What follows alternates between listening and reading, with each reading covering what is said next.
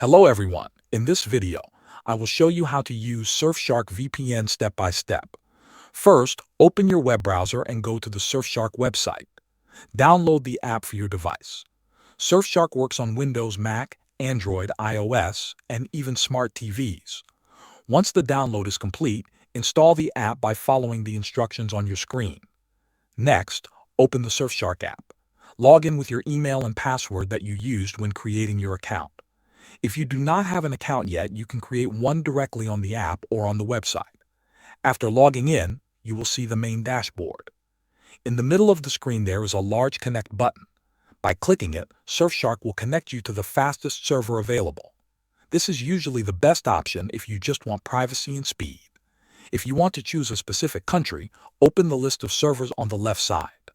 Scroll through the countries and click on the one you want. Surfshark will then connect you to that location.